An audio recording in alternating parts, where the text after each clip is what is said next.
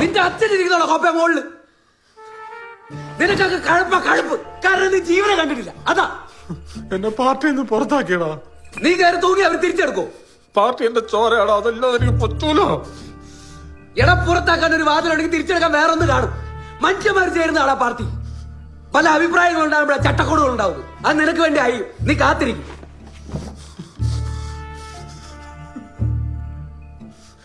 തൂങ്ങാൻ പോയി.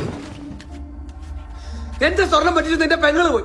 ഫിനാൻഷ്യത്തിന് മുമ്പിൽ ആ കള്ളന് എന്റെ ജീവിതത്തിന് അടിക്കലാണ് ഇളകി കിടക്കുന്നത്. ഞാനല്ലടാ കയറി തൂങ്ങേണ്ടത്. നിന്നെ പോലുള്ളവർ ഇങ്ങനെയൊക്കെ ചെയ്ത ചേട്ടത്തേടി കൊണ്ട് തള്ളകളി കെട്ടും. വിട്ടുകൊടുക്കാതെ ഫൈറ്റ് ചെയ്ത് എന്നെ പോലുള്ളവരെല്ലാം അത് ബാധിക്കുന്നത്. നിനക്കത് മനസ്സിലാവില്ല. നീയൊക്കെ പിച്ചാത്തി എടുത്തിട്ടേ ഉള്ളൂ. മനുഷ്യനെ പോലെ ഒന്ന് പോരാടിയിട്ടില്ല. അതാ എടാ നമ്മുടെ കാരണവന്മാരായിട്ട് 10 പൈസ നമുക്ക് ഉണ്ടാക്കി തന്നിട്ടില്ല. പക്ഷെ നമ്മൾ പിഴയ്ക്കും. കിട്ടുന്ന സിറ്റുവേഷനിലെല്ലാം എൻജോയ് ചെയ്യും. അല്ലാത്ത സിറ്റുവേഷനിലെല്ലാം ഫൈറ്റ് ചെയ്യും. അതാണ് ലൈഫ്. ഒരു ഫോൺ കോൾ ചെയ്ത് ഈ മുറിയിൽ ഇപ്പൊ ലക്ഷങ്ങൾ വരും. എങ്ങനാ? അതാ ക്യാരക്ടർ, വിശ്വാസം. അത് കുത്തുവാളയാണ് അജേഷ് ഉണ്ടാക്കിയെടുത്താണ്. അതാ ഇല്ലാതായത്. ഈ സ്വർണ്ണം അല്ലെങ്കിൽ പിന്നെ അജേഷ് ഇല്ല. അതിന്റെ ഇടയിലാണ് വെറും തെണ്ടിയാടോ അജേഷ്.